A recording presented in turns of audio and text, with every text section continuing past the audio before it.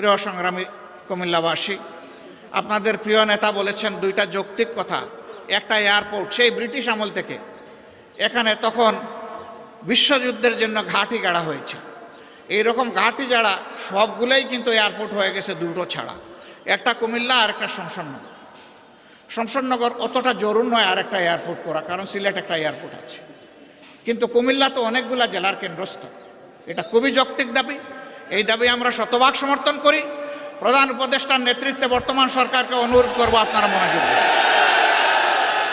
বিভাগ, আপনারা বিভাগ পাইলেন না, আপনাদের কপালের দোষ। আপনাদের জেলার নাম কুমিল্লা। কুমিল্লা জেলাটা কি আমাজন জঙ্গল থেকে এখানে এসে পড়েছে? এটা কি বাংলাদেশের অংশ নয়? মহান স্বাধীনতা যুদ্ধে, 24-এর যুদ্ধে কুমিল্লার কি কোনো ভূমিকা নেই? যদি কুমিল্লার ভূমিকা কুমিল্লা নামেই রাখার সুযোগ থাকে, আজকে কুমিল্লার নামে বিভাগ দিতে অসুবিধা কোথায়? কেন সেটা আটকে রেখেছিলেন?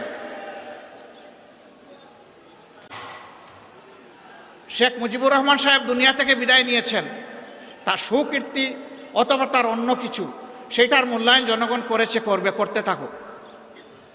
কিন্তু আপনি ওই জায়গায় জেদ ধরে আপনি কুমিল্লা বিভাগ দিবেন না, একটা জেলাকে তার নাম ধরে অপমানিত করবেন। আপনি বাংলাদেশের প্রধানমন্ত্রী হতে পারেন না।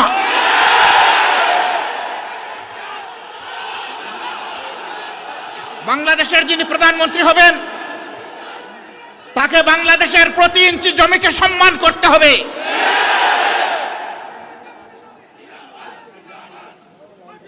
এটা একটা জুলুম, একটা এলাকার লোকদের উপর নিঃসন্দেহে এটি একটি জুলুম। অনেকগুলা জুলুমের মধ্যে এটা একটা জুলুম। আমরা বর্তমান সরকারকে অনুরোধ করব, তার তো সব কিছুই রেডি আছে, আপনারা মেহেরবানি করে তাদের এই হক পাওনাটা কুমিল্লাবাসীকে দিয়ে দেন। নামের জন্য কুমিল্লাবাসী যুদ্ধ করে নাই, বলে নাই সুরমা নদীর নামে করেন, কুশিয়ারার নামে করেন, তিতাসের নামে করেন, এটার নামে করেন, ওটার নামে করেন। কুমিল্লাবাসী এটা বলেন নাই। কুমিল্লাবাসী বলেছে আমাদের নামেই আমাদের পরিচয়, আমাদের বিভাগটা দিয়ে দেন। এমনকি বৃহত্তর নোয়াখালীর লোকেরাও বলেন নাই যে লক্ষ্মীপুরের নামে দেন বিভাগ, তারা বলে নাই যে আপনারা নোয়াখালীর নামে দেন, ফেনীর নামে দেন, তাও তারা বলে নাই। তাহলে তারা যদি কেউ না বলে কুমিল্লার নামে বিভাগ হবে না কেন? এ বিভাগ হওয়া উচিত।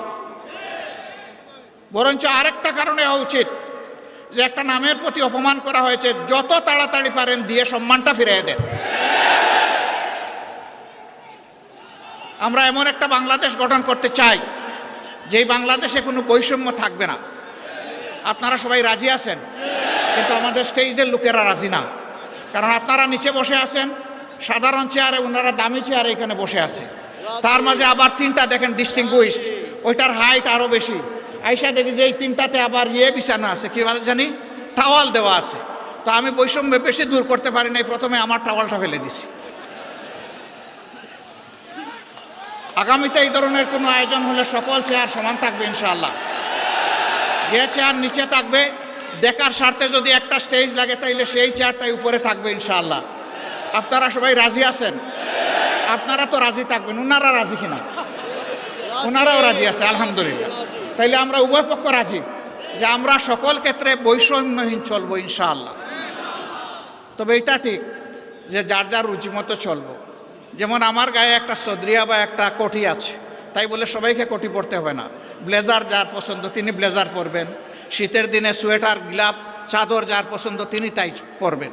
কিন্তু সামাজিক ক্ষেত্রে আমরা ইনশাআল্লাহ সমান থাকবো আল্লাহ চাইলে। দেখেন বৈষম্যের শিকার হয়ে বাইগুলা পড়তে বসছিল এইমাত্র। তো আমরা আল্লাহর দরবারে বৈষম্য থেকে পানা চাই। এখন এই বৈষম্যহীন দেশটা গড়বে কে? প্রধানমন্ত্রী হলেই আমার বাড়ি যে জায়গায় বন্যার স্রোত, উন্নয়নের স্রোত চলে যাবে সে জায়গায়, তাইলে বৈষম্যহীন সমাজ হবে কেমনে? যুক্তি হলো যে সাবেক আমলে আমার এলাকা ছিল বঞ্চিত, এখন অতীতের কাজা কাফারা সব আমার আদায় করতে হবে।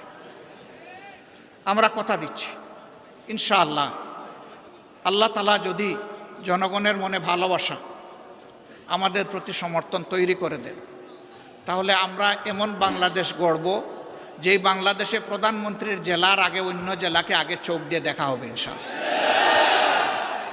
তবে প্রধানমন্ত্রীর জেলাও বঞ্চিত হবে না, তারাও তাদের ন্যায্য অংশ পাবে ইনশাআল্লাহ। কারণ প্রধানমন্ত্রী হওয়ার কারণে ওই জেলাকেও বঞ্চিত করার কোনো অধিকার নাই।